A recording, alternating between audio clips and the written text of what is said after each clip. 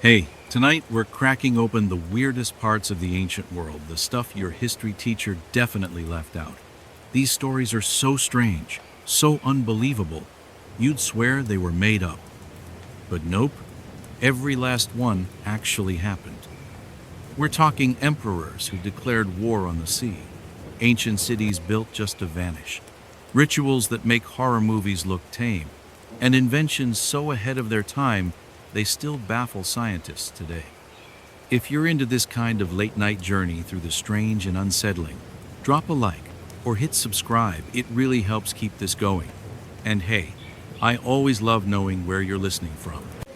Drop your city and local time in the comments. Let's build this little global campfire together.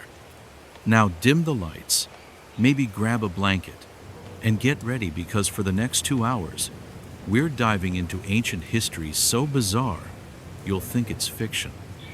Now, if you've heard of the more famous 1518 dancing plague in Strasbourg, the one where people danced non-stop in the streets until they dropped dead or just collapsed from exhaustion, you might think this was a one-time medieval fever dream brought on by bad rye bread and boredom. But what if I told you the ancient Egyptians were boogieing long before that, and possibly for just as little reason? Let's rewind about 30 years. Picture a scorching desert, the Nile winding like a green ribbon through the sand, and temples glittering with gold, lapis lazuli, and occasionally hieroglyphs of humans doing what can only be described as interpretive dance. That's where we find our first clues. On the walls of certain tombs, in temples devoted to gods like Hathor and Bez, there are depictions of people mid-movement, arms bent, legs raised, hips twisted in what looks suspiciously like a very committed TikTok challenge if TikTok had been invented several millennia earlier and carved into stone. Now, to be clear, dancing was a thing in ancient Egypt. It was used in religious rituals, festivals, funerals, and probably even awkward first dates. But some records hint at something more intense, something involuntary. There's a strange passage from the ritual of the opening of the mouth, an important funerary rite that talks about the feet that do not rest and the legs that beat the earth like drums. At first glance, poetic. At second glance, sounds like someone is being puppeteered by an invisible DJ.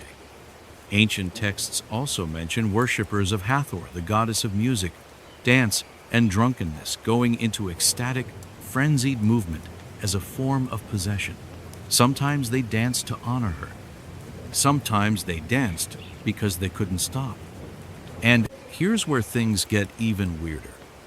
The god Bez, one of ancient Egypt's weirder household deities, was thought to protect against evil spirits, especially those that caused illness, nightmares, and rhythmic seizures. That's right. There are spells and amulets asking Bez to drive away the twitching demons or to still the shuddering of limbs, which sounds less like someone having a good time and more like someone flailing uncontrollably at the worst rave inn. History. But was it supernatural or something more biological? Modern historians have speculated that ancient Egypt, with its warm climate, grain stores, and love of communal bread, may have accidentally discovered ergot poisoning, the same fungal infection later blamed for the European dancing plagues. Ergot grows on damp rye and produces effects similar to LSD, hallucinations, tremors, loss of coordination, and yes, spontaneous, uncontrollable movement. So imagine a group of temple dancers snacking on moldy bread and then proceeding to groove with divine abandon while terrified scribes tried to make sense of it on papyrus. Then there's the medical angle. Ancient Egyptian physicians were ahead of their time in many ways. They had surgical tools. They could diagnose pregnancy, and they knew how to set a broken bone. But they also believed demons caused epilepsy, and that mental illness was best treated with a poultice and a prayer. So when people started seizing, twitching, or dancing compulsively, it was often written off as spirit affliction, which means we have no way of knowing if these rituals were entirely religious or desperate attempts to treat something they couldn't explain. And let's not forget the politics. Egypt's priesthood was famously powerful, sometimes even more influential than the pharaohs. If a religious leader suddenly broke out into what looked like a solo dance-off during a ceremony, it might be seen as divine ecstasy, or a warning, or both. Maybe some of the temple hieroglyphs weren't celebrations at all. Maybe they were subtle reminders that even the gods could strike without rhythm or reason. And yet, amid all the mystery, there's a gentler theory. Some Egyptologists argue that what we call dancing plagues might have actually been ancient grief rituals. In times of famine, disease, or collective trauma, people danced as a way to mourn, to process loss through movement. When words failed, the dances grew wilder, the days grew hotter. The priests joined in. Maybe they weren't cursed, maybe they were coping. Still, the records are sparse. No one left behind a diary entry titled, "Help, I Can't Stop Twisting." But there are tantalizing hints in religious texts, murals, and obscure spells that something was happening, something rhythmic and strange. And perhaps the weirdest twist, the Egyptians might have wanted to be taken by it. Being seized by a god was considered a sign of divine favor. If you danced yourself into a trance, if your limbs moved with divine fire, you were special, you were chosen. Never mind the muscle cramps. So what are we left with? A handful of records, a few haunted hieroglyphs, and the persistent idea that ancient Egypt, land of order and balance, occasionally succumbed to chaotic motion. Whether it was from moldy bread, spiritual ecstasy, or a very early form of clubbing, we'll never know for sure. But somewhere, buried in the sands, are bones that once pulsed to a beat no one else could hear. So next time you feel like tapping your foot for no reason, maybe light a candle for Hathor and double-check your bread. Now, I know what you're thinking. That's probably just some overblown legend, right? Romans weren't that ridiculous. But oh, dear listener, let's not underestimate the power of unchecked ego, absolute power, and a total absence of adult supervision. This is the story of an emperor, a horse named Incitatus, and how imperial nonsense galloped so far past the line of reason that it ended up as bedtime history content. Let's set the scene. It's the Unas century CE, and Rome is at its imperial peak. There's gold, there's wine, there's a Colosseum-sized appetite for drama. And sitting at the top of this marble-clad pyramid is Caligula, a young emperor who rose to power at just 24. At first, things were looking promising. The Senate liked him. The people adored him. He threw massive games and pardoned prisoners. He was charming, energetic, and probably just a little too into gladiator fights. But then, a few months in, something shifted. Some say he fell terribly ill, possibly poisoned, maybe from a brain fever, maybe from existing too hard. Whatever it was, Caligula reportedly came out the other side changed. Not just moody or difficult. Changed. As in, started dressing like a god and talking to the moon. Changed. This wasn't just a midlife crisis with sandals. This was a full Roman unraveling. One of Caligula's new obsessions? His horse, Incitatus. Now, Romans liked horses, sure. Chariot races were practically the NFL of their time. But Caligula loved his horse. Not just in the he's a fast boy way, in the I'm building him a marble stable and giving him an ivory manger kind of way. Incitatus allegedly had his own team of servants. He drank wine out of golden goblets. He wore a collar encrusted with gems. And if ancient sources are to be believed, he also had his own house, Let's pause for a second. Imagine being a Roman senator in the year 39 CE. You walk past a palace wing. You hear a stable boy politely asking a horse if he prefers figs or apples today. You peek in. There's Incitatus, relaxing in what can only be described as the horse equivalent of a luxury suite. Is this the most powerful city on earth? Or the world's strangest equestrian sitcom? Now here's where it goes full Roman comedy sketch. Caligula didn't stop at spa days. According to Suetonius, a Roman historian and prime source of ancient gossip, Caligula announced that Incitatus would be made a consul. That's right, the horse would hold Rome's highest elected office. Of course, it never fully happened. Incitatus never took his seat in the Senate, never voted on tax reforms, never gave a stirring speech about road repairs.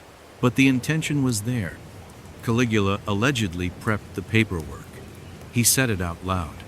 And that alone was enough to make the empire collectively raise an eyebrow and start wondering if the emperor had finally galloped off the rails. But here's the twist. What if it wasn't just madness? Some historians think Caligula was trolling, that the whole thing was a massive, sarcastic flex. A way to tell the Senate, you're so useless, I could appoint a horse, and it'd do a better job. And honestly, that might track. Caligula hated the Senate. He thought they were corrupt, self-serving, and weak. So the Incitatus saga might have been the world's first viral political insult. Still, if it was satire, it was the kind that made everyone deeply uncomfortable. Because you never really knew with Caligula. One day he's throwing coins to the poor. The next, he's telling people he's a god and needs to be worshipped as such. He made senators run alongside his chariot like personal joggers. He held conversations with statues. And in one particularly chaotic moment, he supposedly declared war on the sea, ordering soldiers to stab the waves and collect seashells as trophies. You know, standard emperor behavior. Eventually, Rome had enough. Just 4 years into his reign, Caligula was assassinated in a palace corridor by his own guards. He was 28. His death was sudden, bloody, and for many senators, probably a massive relief. The Senate tried to erase his memory literally. They declared a damnatio memoriae, which meant all images and mentions of Caligula were to be destroyed or scratched out. It was ancient Rome's version of unfollowing forever. But you can't quite erase a man who tried to make his horse a politician. That part stuck. And now, 2,000 years later, Caligula is remembered less for his laws or battles, and more for giving a stallion more political clout than most humans. So, what do we make of it? Maybe it really was a sign of madness, a man consumed by power and delusion, surrounded by yes-men who were too afraid to say, hey, maybe don't give voting rights to your pet. Or maybe it was the world's longest, darkest joke, aimed squarely at the people Caligula couldn't stand.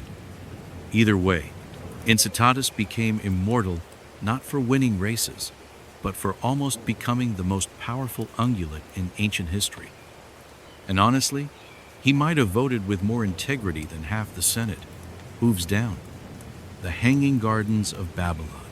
Just say it out loud. Doesn't it sound lovely? Ivy-draped terraces, shimmering waterfalls cascading down stone walls, exotic flowers blooming in a desert paradise. It's the kind of thing you'd expect to see in a high-budget fantasy show or maybe an ancient travel brochure, assuming time-traveling influencers were a thing. The gardens were described by ancient writers as a lush wonder, a cool green oasis in the heart of Mesopotamia's dusty furnace, a place built, some say, by a homesick king for his mountain-loving wife. Romantic, poetic, gorgeous. There's just one small problem. It might never have existed. Let's start at the beginning. According to the classical writers, Greek historians who loved a good overstatement, the Hanging Gardens were one of the seven wonders of the ancient world, which sounds impressive until you remember those guys also thought giant ants guarded gold in India and that you could sail off the edge of the earth. So, grain of salt. The story goes that King Nebuchadnezzar II, who ruled Babylon around 600 BCE, built the gardens for his wife, a Midas of Media. She missed the green hills of her homeland, so naturally, he decided to recreate an entire mountain in the middle of the desert, complete with trees, streams, and possibly an aqueduct system so complicated it would make modern plumbing cry. A romantic gesture, sure, but also, where's the proof? This is where things get weird. Babylon, as a city, definitely existed. Archaeologists have found the bricks, the inscriptions, the Ishtar Gate. What they haven't found is a single scrap of physical evidence that the Hanging Gardens were ever there. No stone foundations, no irrigation tunnels, no dead houseplants, nothing, just dust. Even more suspicious, the city of Babylon was built in the middle of a flat, hot floodplain. No hills, no terraces, no high ground to build on. And if you've ever tried gardening in dry, salty soil, while also managing a vast Mesopotamian empire, you'll know it's not exactly low maintenance. The Euphrates River ran nearby, yes, but there's no sign it was ever redirected or elevated to feed a multi-level jungle palace. Ancient scribes loved writing about Nebuchadnezzar's conquests and architecture. He couldn't build a new courtyard without commissioning 10 stone tablets about it, but somehow, he forgot to mention building one of the seven wonders of the world. Oops. So where did the story come from? One theory suggests that the Greeks, who loved a bit of myth-making with their history, might have confused Babylon with Nineveh, the capital of the Assyrian Empire to the north. That's right. Wrong city, wrong king, wrong empire. Classic ancient historian move. There's some evidence that Assyrian King Sennacherib actually did build elaborate gardens in Nineveh, complete with aqueducts, water-raising screws, and terraced greenery. His scribes even bragged about it in cuneiform. I made a wonder for the people of all nations. Now that sounds like a Yelp review. So what we might be dealing with here is the ancient version of a Photoshop fail, a composite fantasy made from travel rumors, royal propaganda, and the fever dreams of homesick historians. But there's something oddly cozy about the idea that one of the greatest architectural feats of the ancient world might be a giant historical catfish. It tells us something deep and squishy about human nature. We love the idea of lost wonders, the ones that got away, the beauty we can't prove but still choose to believe in. It's less about whether the gardens existed and more about wanting them to have existed. We need there to have been a mountain of shade in a land of burning sun. We need kings to have built forests for love. We need miracles, even if they're made of rumor. And then there's the name itself, Hanging Gardens. Scholars argue the original term didn't mean hanging, as in dangling from ropes, but overhanging, terraced. Think plants growing out of staggered balconies rather than swinging from macrame planters. But the overhanging gardens of Babylon doesn't have the same ring to it. It sounds like a garden center in a strip mall. Still, the idea stuck. Even into the Middle Ages, people drew illustrations of Babylon as this lush, tiered wonderland, complete with fountains, palm trees, and priests probably sipping something out of gold goblets. The kind of place that would have made a killer vacation spot if only you didn't get heat stroke on the way there. Of course, it could still have existed. Maybe the gardens were made of materials that didn't survive. Maybe they were dismantled. Maybe they were located somewhere archaeologists haven't looked yet, maybe in a royal compound still buried beneath the sands, waiting for someone to stumble across a fossilized fig tree. But at this point, believing in the Hanging Gardens requires the same kind of mental flexibility you'd use to believe in Atlantis, or that your group chat will ever agree on dinner. In the end, whether they were real or not might not matter. The Hanging Gardens live on in our imagination, not because of bricks or vines, but because they represent something timeless, the dream of creating beauty in impossible places, a leafy rebellion against the desert, a monument to longing, even if it's just a metaphor.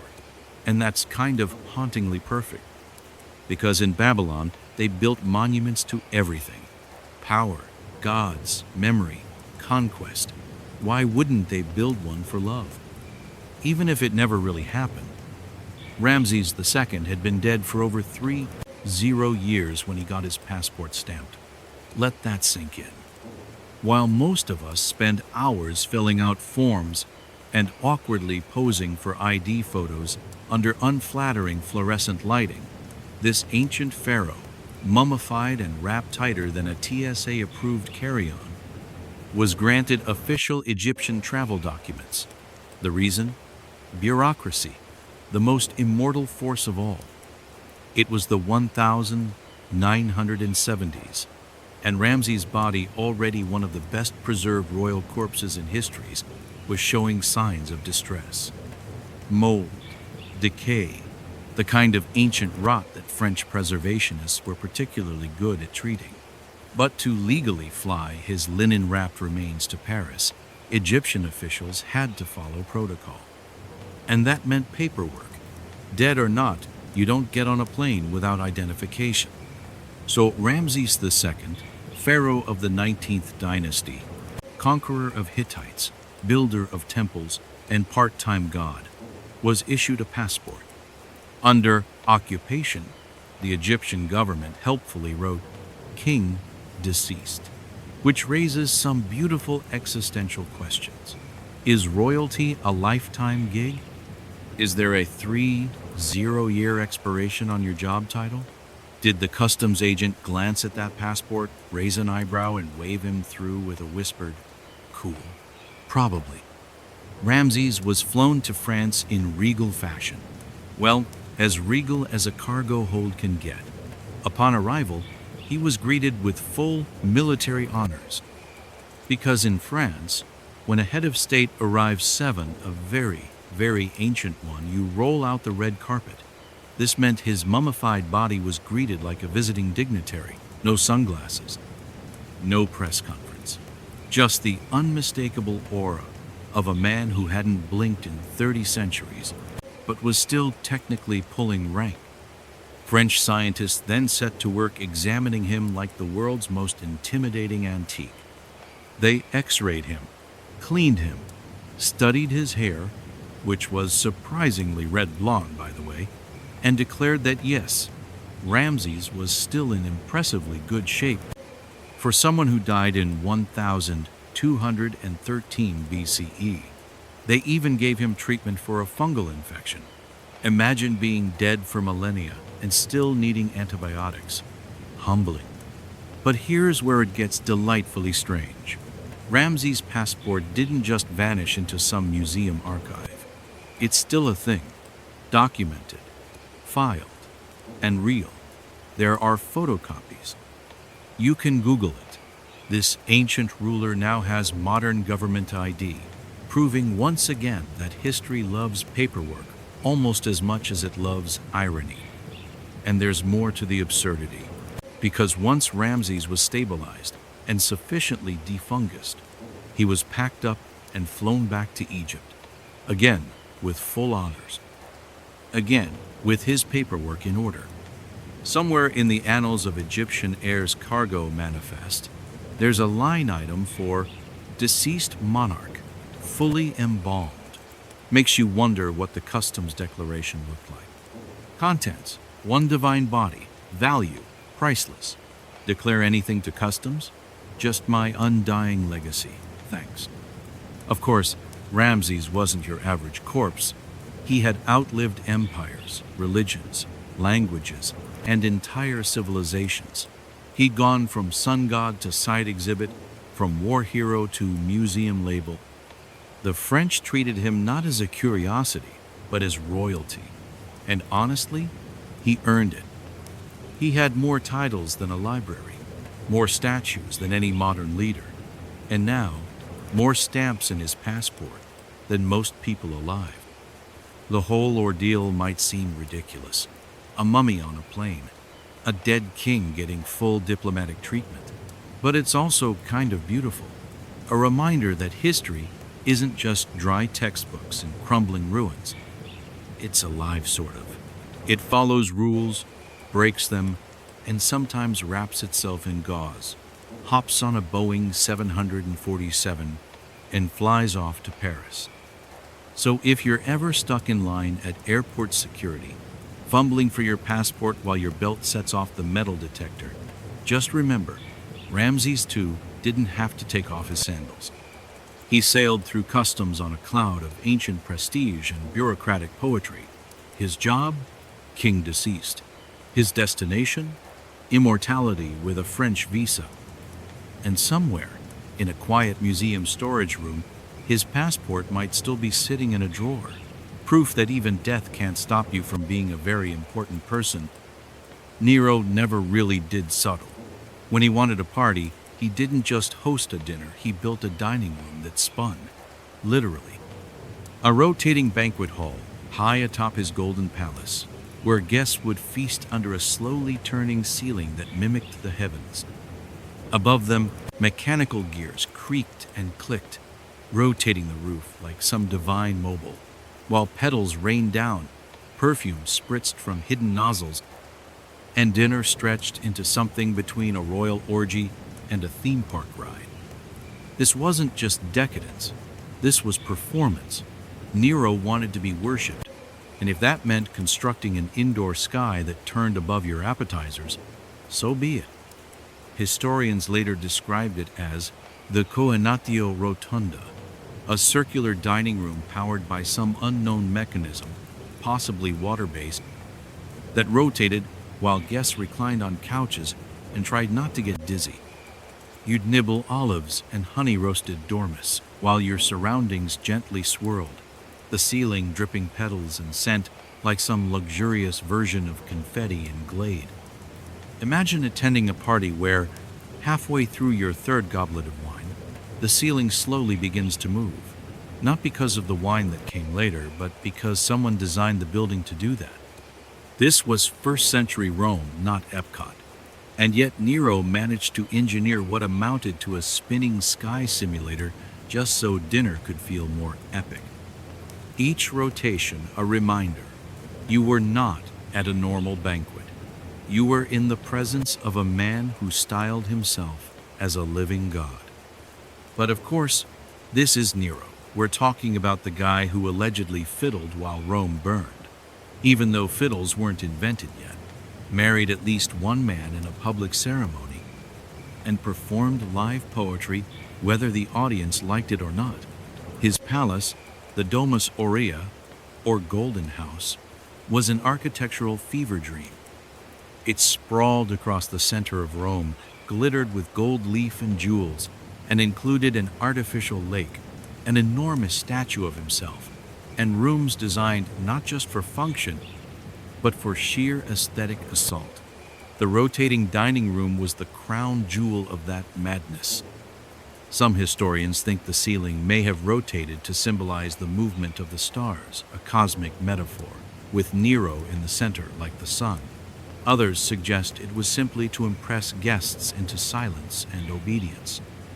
After all, it's hard to argue with someone who just fed you grapes under a mobile sky.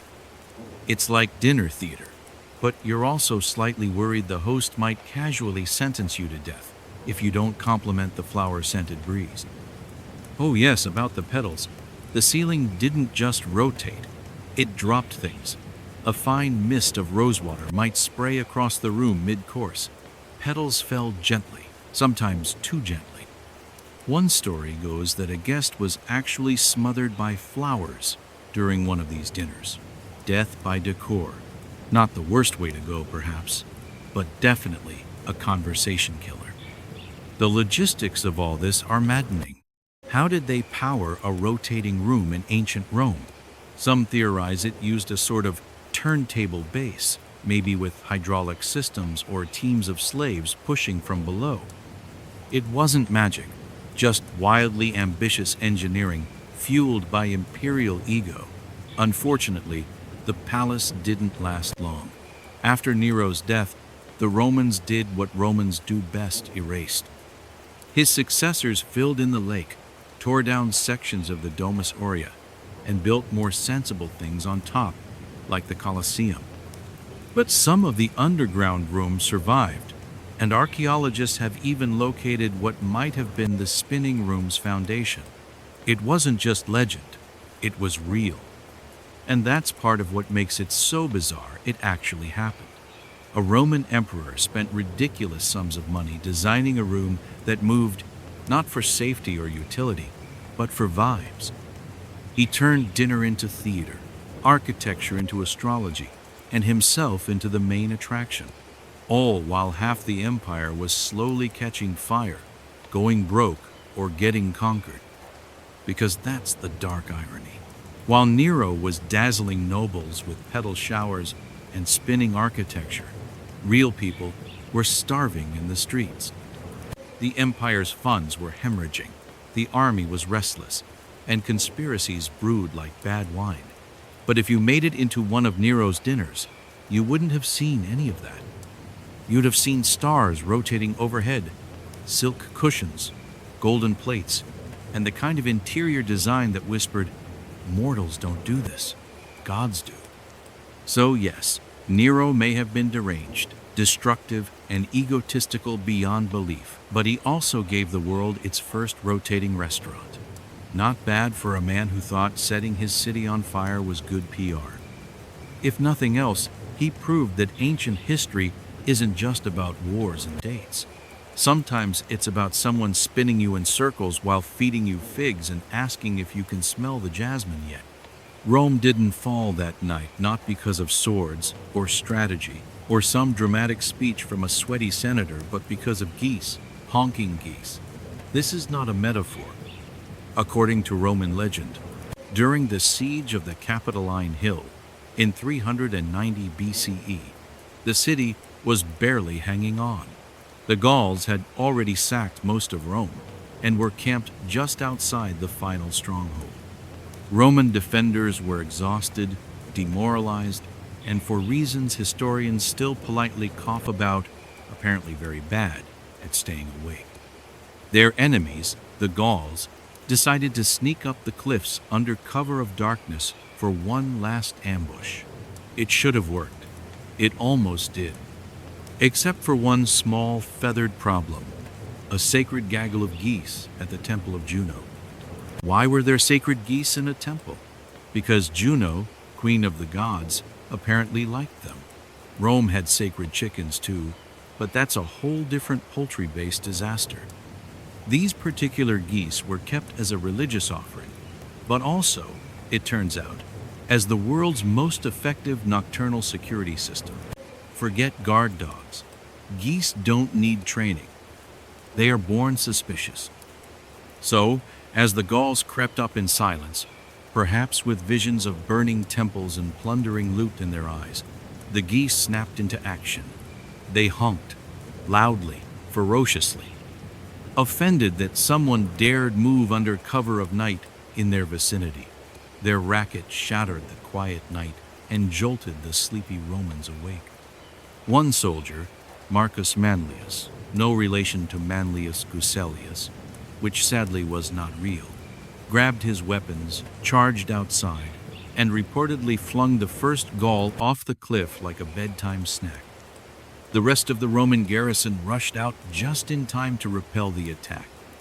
Rome had been saved by birds, feathered, irritable, gloriously honking birds.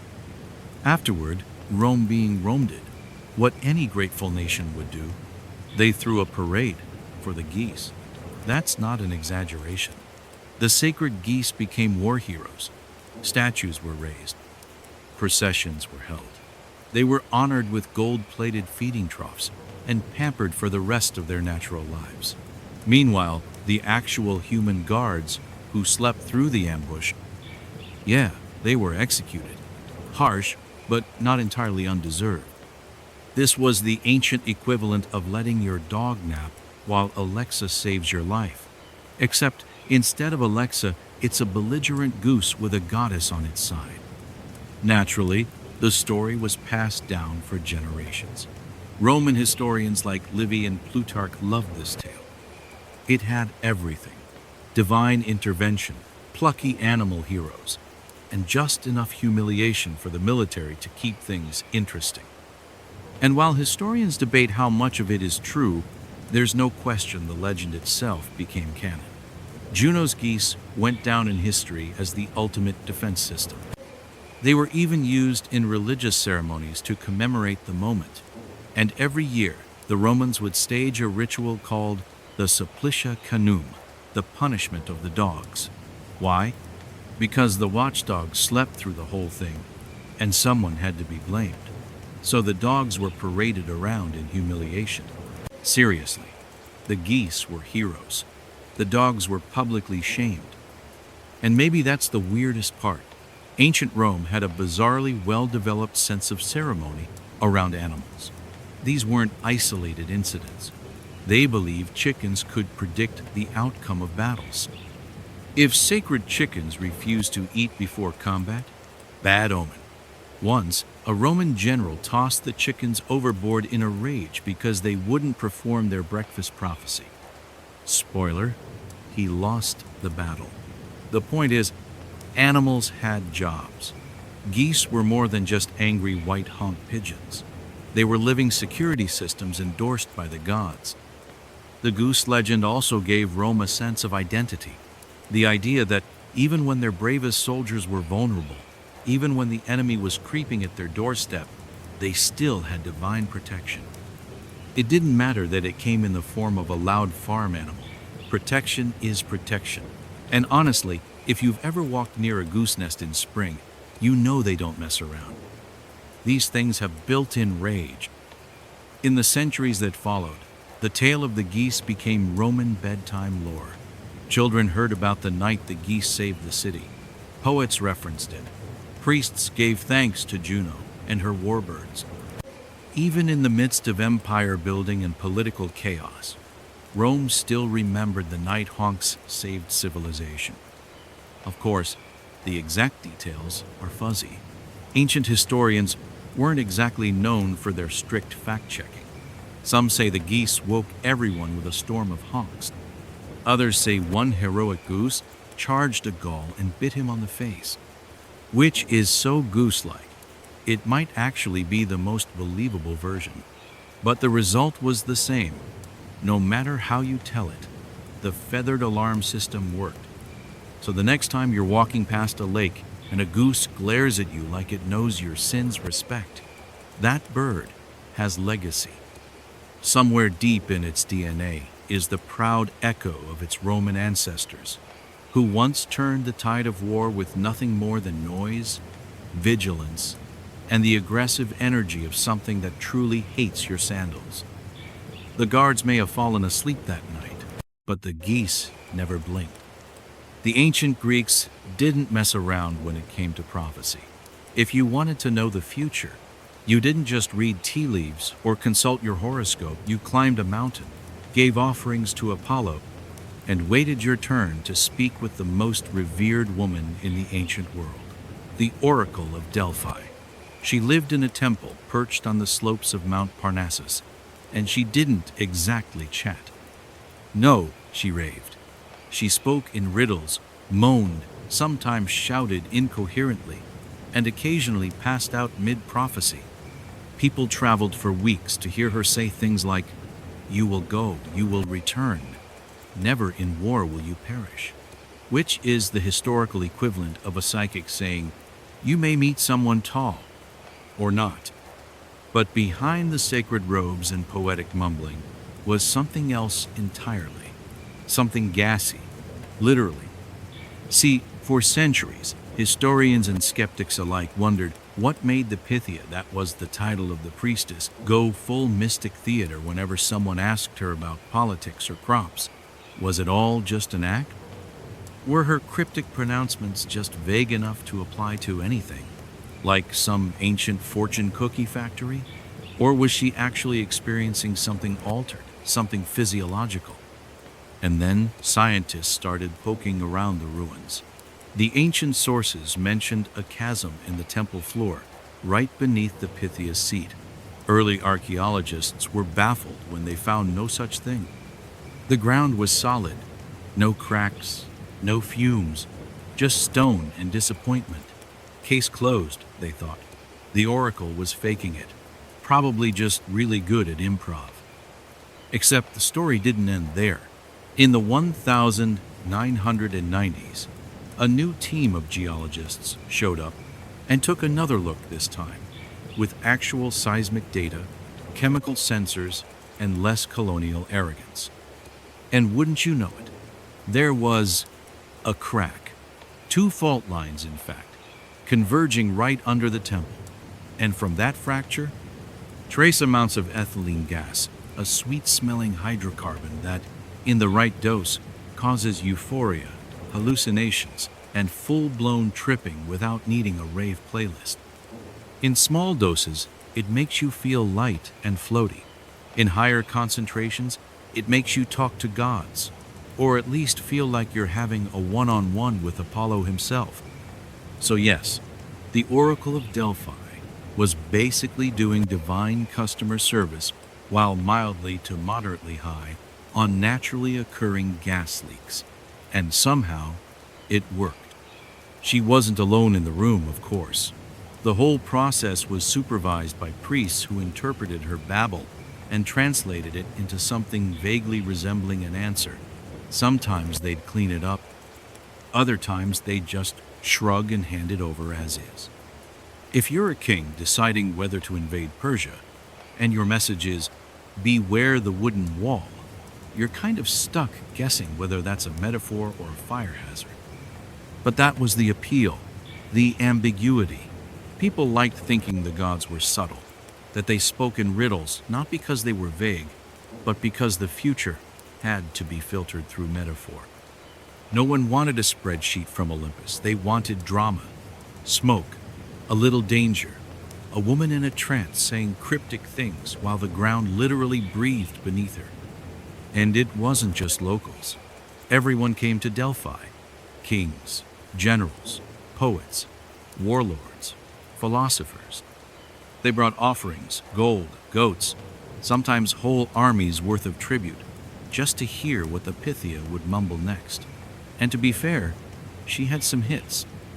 She told Croesus of Lydia that if he crossed the river, a great empire would fall. He assumed it meant his enemies. It was his own. That's the kind of prophecy you remember right as your kingdom burns. As for the oracle herself, she didn't serve for life. Women were selected, trained, and took turns being the vessel of Apollo. Most were older, believed to be wise, and less likely to be seduced or manipulated, because nothing ruins divine prophecy like a boyfriend whispering in your ear. Over time, the fumes probably got less intense. The fault lines shifted, the gas pressure dropped, and the Romans, never ones to turn down a good story, kept the oracle going even as the empire ballooned and monotheism crept in. But by the time Christianity became the dominant power, the oracle was officially out of business. No more gas, no more riddles, just ruins. Still, the legend lives on. Delphi remains one of the most visited archaeological sites in Greece. Tourists walk past the stone columns, the shattered statues, the old temple floor, not realizing they're standing above an ancient hotbox that once shaped wars, coronations, and philosophy. The Pythia isn't there anymore, but somewhere the rocks still remember what she said. And here's the thing. Even if you strip away the divine trappings and the god whispers, what's left is still kind of astonishing. A system that lasted for nearly 1,000 years. A woman sitting on a tripod above a natural gas leak, channeling the hopes and fears of an entire civilization. She didn't need to be right. She just needed to feel like a message from the beyond. So the next time someone rolls their eyes at your horoscope or your tarot deck, just remind them, The entire ancient world once took life advice from a woman hallucinating above a crack in the earth. And honestly, it kind of worked. Hero of Alexandria didn't need a PhD, a venture fund, or a flashy keynote to drop jaws. He had gears, steam, and a brain that seemed wired for a future that wouldn't show up for another 2,000 years. Born sometime around 10 BCE in Roman-occupied Egypt, Hero, or Heron, depending on your translation preference, was what happened when ancient philosophy got bored and decided to build things instead. Think less pondering the nature of reality and more, what if I made birds chirp with boiling water? Hero lived in Alexandria, home of the Great Library, which was basically the Silicon Valley of the ancient world. It was where scholars gathered to tinker with ideas, scribble down weird thoughts, and try not to set anything on fire. Hero thrived in this playground of scrolls and experimental optimism, creating devices so advanced they were dismissed as myths for centuries. But they weren't. He really built them. And among them was a robotic bird. Yes, a robot bird. In the 1st century. Let's break that down, because robot and ancient aren't words we usually smush together without time travelers being involved. But Hero managed it with an impressive combination of hydraulics, air pressure, and engineering magic that would make a modern engineer pause mid-code and mutter, "Wait, he did what with a kettle?" His mechanical bird, described in the fragmentary texts attributed to him, was part of a broader category of what he called automata, self-moving machines. These weren't just gimmicks. They chirped, they flapped, they performed. In temples and public displays, they were literal marvels, pieces of theater built from bronze and tubing and steam.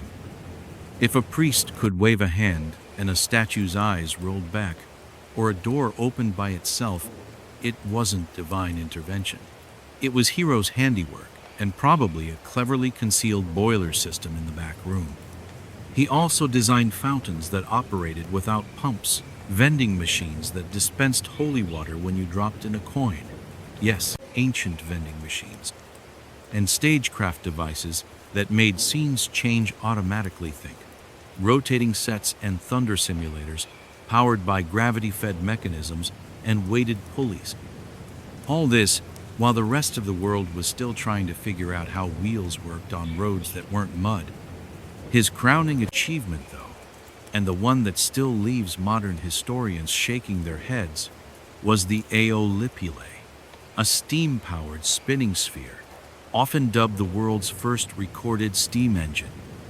It wasn't hooked up to anything useful. Hero used it more as a physics demonstration, but the principle was all there. Fire heats water, water becomes steam, steam creates motion. Fast forward 1,700 years, and the Industrial Revolution says, "Thanks, Hero." Now back to that bird. The way it worked was simple in principle and insane in execution. Tubes were heated, air expanded, pressure built, and that air was funneled into chambers that produced whistling or flapping. Some versions may have included water displacement tricks, mimicking the way birdsong warbles, a mechanical creature made of parts, and pressure, the ancient answer to animatronics. Temples used his tech to awe the crowds. Imagine walking into a place of worship where doors open by themselves, fires light without a match, and birds sing from artificial branches. To the faithful, it was magic. To Hero, it was physics with flair. He wrote manuals, lots of them though. Many didn't survive the centuries. The ones that did are filled with diagrams, descriptions, and a kind of gleeful tinkerer's enthusiasm that's hard not to love. He didn't just want to invent, he wanted to share. He wanted people to understand that the world could be shaped, not just worshipped. That with enough tubing and a good seal on your water container, you could make statues, pour wine, and birds sing lullabies. Was it practical? Not always. Was it revolutionary? Absolutely. Hero wasn't trying to change the world, he was trying to show people what it could do. He wasn't inventing for war or conquest. He was building wonder, machines not to dominate but to delight. And yes, calling him the Elon Musk of his time is a bit of a stretch. Hero didn't tweet. He didn't launch cars into the sky. But he did sit in a city that burned with ideas, and he chose to build something joyful, something strange, something that still, centuries later, makes you pause and wonder just how far back genius goes. Spoiler, pretty far, especially when the birds are made of brass. Qin Shi Huang didn't believe in subtlety. When you're the first emperor of a united China, and you've spent your life conquering rivals, burning books, building walls, and surviving multiple assassination attempts, you don't just slip into the afterlife quietly. No, you build a tomb so massive, so elaborate, and so potentially dangerous that over 2,000 years later, the modern world still hasn't dared to crack it open. Let's start with what we know. Qin Shi Huang died in 210 BCE after ingesting mercury pills that were supposed to make him immortal. That backfired. But the irony doesn't end there. According to ancient records, especially from the Han Dynasty historian Sima Qianqin's final resting place, wasn't just a simple burial chamber. It was a full-on subterranean empire, a replica of China itself, complete with palaces, towers, a starry ceiling that mimicked the constellations, and yes, rivers of flowing mercury to represent real waterways. It's like if someone tried to recreate Google Earth underground using toxic metals. And he wasn't alone down there. Guarding him was an entire clay army, over 8 life-size terracotta soldiers, each with distinct facial features, uniforms, weapons, and even hairstyles. There are horses, archers, generals, and chariots. Some stand at attention, others kneel. It's not just a sculpture garden, it's a full-scale simulation of a war-ready military unit. These figures were discovered by accident in 1974 when some farmers were digging a well outside Xi'an, China. Since then, the site has become one of the greatest archaeological finds of the 20th century. But here's the wild part. As grand as the army is, it's just the curtain raiser. The actual tomb chamber, the one where Qin's sarcophagus presumably rests, the one with the mercury rivers and the rumored traps, has never been opened. Why? Because sometimes history writes its own horror movie script, and archaeologists collectively go, yeah, let's not trigger that. Sima Qian claimed that the tomb was rigged with automatic crossbows designed to fire at intruders. He wrote about elaborate mechanical devices to protect the emperor in death, much like he protected himself in life. Imagine Indiana Jones, but the traps are 2 millennia older and still may be active. That's not just cinematic paranoia. That's a legitimate concern when digging into a site built by a man who once standardized weights and measures just to control how bricks were stacked. Then there's the mercury. Modern soil tests around the mound have confirmed abnormally high levels of mercury concentration. Not a little, a lot. Enough that some scientists believe Sima Qian's writings weren't metaphorical. The underground rivers might actually be real flowing mercury, sealed inside a space that's been buried under pressure for 20 years. Disturb that, and you're not just releasing toxins, you're potentially triggering corrosion, chemical reactions, or worse. Mercury vapor is nasty. You don't want it leaking into the air. You especially don't want to be standing next to it when it does. That makes opening the tomb not just an archaeological question, but an environmental and ethical one. China's government has also been cautious. Their approach has largely been excavate the surroundings, map what we can, and wait until we have the technology to open it safely. Which, honestly, is fair. Nobody wants to be remembered as the person who cracked open an emperor's tomb and accidentally melted half the dig team. But that doesn't mean the speculation has stopped. Some believe the tomb might contain untouched scrolls or relics that could radically shift what we know about early Chinese civilization. Others worry that opening it could destroy what's inside, that the moment oxygen hits the internal environment, the fragile balance will collapse and anything organic will turn to dust. The idea of booby-trapped tombs isn't unique to China, of course. Egyptian pharaohs did their share of posthumous paranoia planning. But what sets Qin Shi Huang's tomb apart is the sheer scale and detail.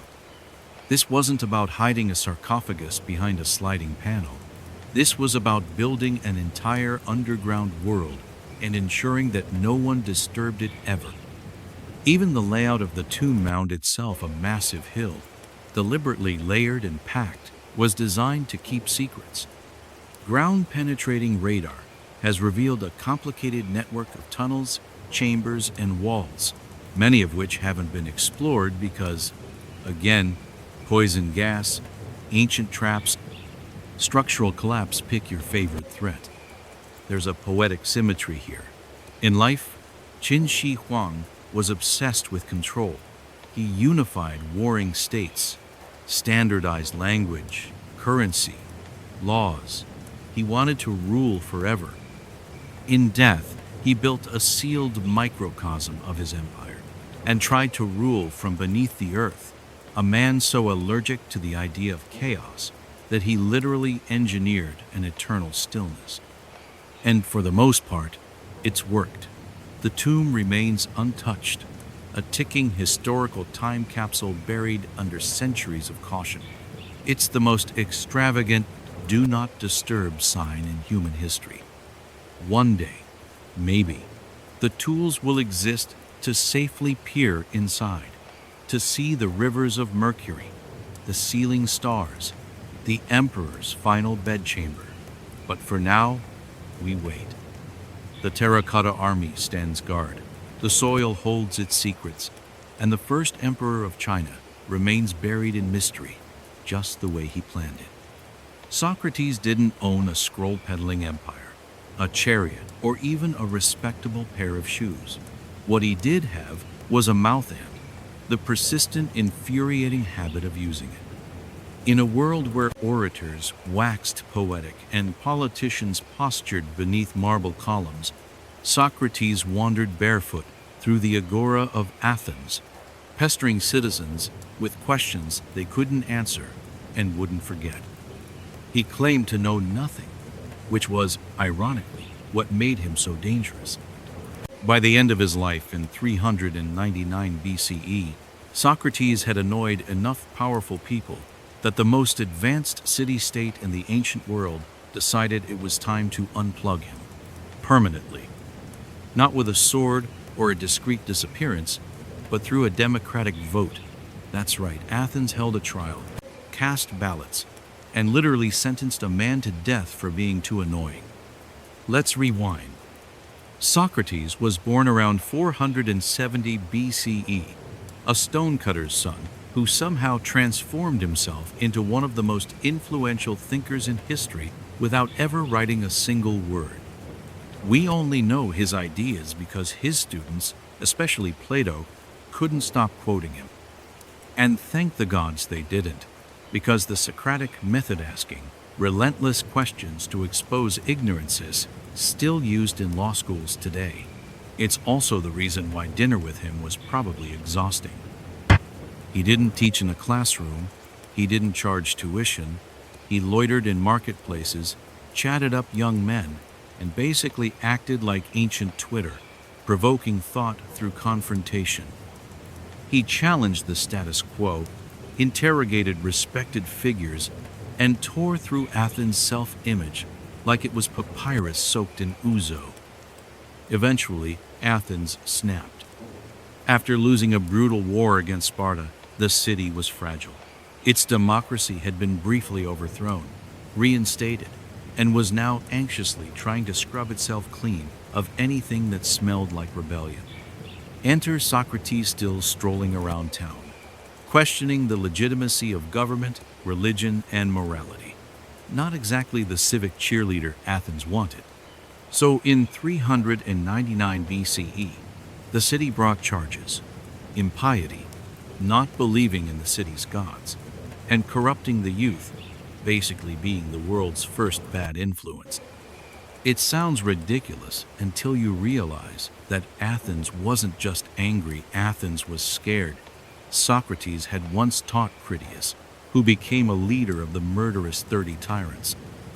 He'd also mentored Alcibiades, a charming traitor who double-crossed Athens in the Peloponnesian War. It wasn't guilt by association, it was guilt by inspiration. At his trial, Socrates didn't exactly beg for forgiveness. He didn't soften his message.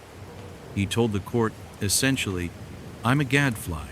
Athens is a lazy horse, and without me buzzing around, you'll fall asleep and collapse." Which is a bold strategy when the people you're insulting are holding the ballots to decide your fate. The jury of 501 citizens, yes, 500 deliberated, and came back with a guilty verdict, not by a landslide, but enough. They then asked what punishment Socrates would propose for himself, expecting perhaps exile or a fine. Instead, he suggested free meals for life at the Prytaneum, Athens' equivalent of the VIP club for Olympic champions. The jury was not amused. They sentenced him to death by hemlock, a poison that was less dramatic execution and more slow internal shutdown. His friends, including Plato and Crito, offered him a way out. Bribes had been arranged. The guards could be convinced to look away. All Socrates had to do was leave the city and keep quiet. But he refused. To him, escaping would have betrayed everything he stood for. He had spent his life asking people to live by reason, law, and principle. Breaking the law now, even to save his life, would make him a hypocrite. So he drank the cup of poison, surrounded by weeping followers, and calmly waited for death to roll in from his feet upward, paralyzing his body 1 cold inch at a time. And that was it. Athens executed one of the greatest minds in history, with all the civility a democracy could muster. Be vote, by process, by poison. It's tempting to see the death of Socrates as a cautionary tale about groupthink, or cancel culture, or the perils of being too clever. But maybe it's simpler than that. Socrates poked too many sleeping dogs, kicked too many sacred cows, and made too many people look foolish in public. Democracy gave him a voice, and then decided it had heard enough. He may have died, but his questions didn't. They survived in Plato's dialogues, in Aristotle's logic, in every classroom where a student dares to raise their hand and ask, "But why?" Athens tried to silence him. Instead, they made him immortal.